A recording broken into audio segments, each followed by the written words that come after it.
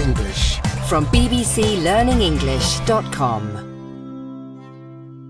Hello, this is 6 Minute English from BBC Learning English. I'm Neil. And I'm Georgina. Are you good at remembering your computer passwords, Georgina? Not really, Neil. I mostly use something easy to remember, like my mother's maiden name or the street where I was born. Or the name of your first pet. Yes, me too.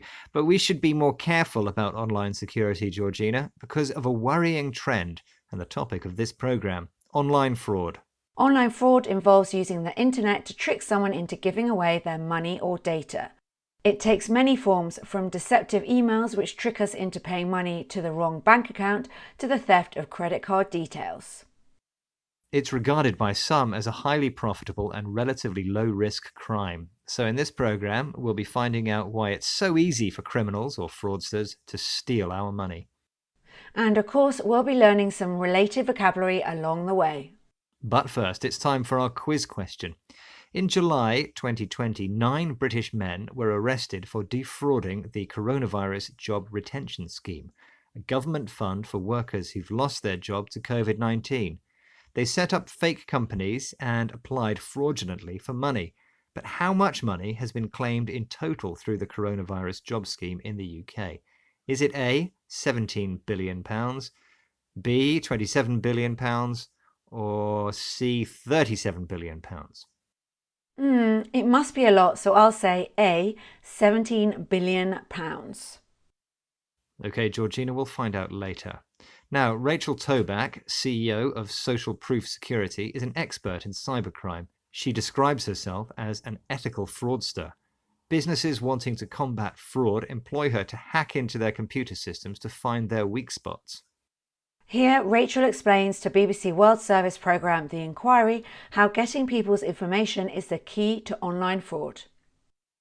The reason why we're able to do that from an attacker mindset is because we use what's called OSINT, open source intelligence. We look up everything about you. We can figure out who your assistant is, who your accountant is on LinkedIn. We know what emails you use from screenshots that you've put on your Instagram.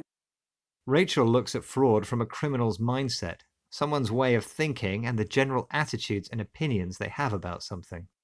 From a fraudster's perspective, the most valuable thing is intelligence, secret information about a government or country, or in this case, a person, such as the information people unwittingly post on social media. Fraudsters use this intelligence to build up a picture of someone's online activity. And as BBC World Service The Inquiry presenter Charmaine Cozier explains, there are many ways of doing this. Fraudsters have thousands of cover stories, but the end goal is always the same: to trick people out of cash or possessions. Rachel says they have options for how to do that. Login details stolen during a data breach from one company, often using software or viruses called malware, are used to infiltrate customer accounts at another. To access people's data, fraudsters use cover stories, false stories told in order to hide the truth. For example, they may pretend to be calling from your bank or credit card company. If people believe these cover stories and share personal data, this can result in a data breach, an occasion when private information can be seen by people who should not be able to see it. Malware, computer software and viruses that are designed to damage the way a computer works, can also be used to gain login details and passwords. Data which is then used to infiltrate other online accounts, secretly enter a place, group or organisation in order to spy on it or influence it. Modern fraudsters are so devious at collecting online information that many victims only realise what's happened after their bank accounts have been emptied. Which I guess was the mindset behind those British fraudsters you mentioned earlier, Neil. Ah yes, the 9 men who tried to defraud the Coronavirus Jobs Retention Scheme. Remember, for my quiz question, I asked you how much the scheme has paid out in total so far in the UK. I said A, £17 billion. Well, in fact, it's even more. The correct answer is B, £27 billion. Luckily, the £495,000 which these fraudsters tried to steal was recovered. Even so, Neil, I think I'm going to change my password soon. Better safe than sorry. Good idea, Georgina. In this programme, we've been hearing about the rise in online fraud, often committed when fraudsters gain intelligence, secret information about a person posted on the internet. These criminals' mindset or mentality is to surreptitiously find information by creating a cover story, a false story someone tells in order to hide the truth.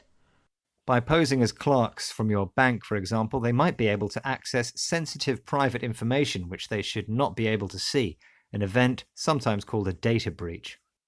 Another way fraudsters infiltrate or gain access secretly without permission is with the use of malware, computer software and viruses designed to damage the way a computer works.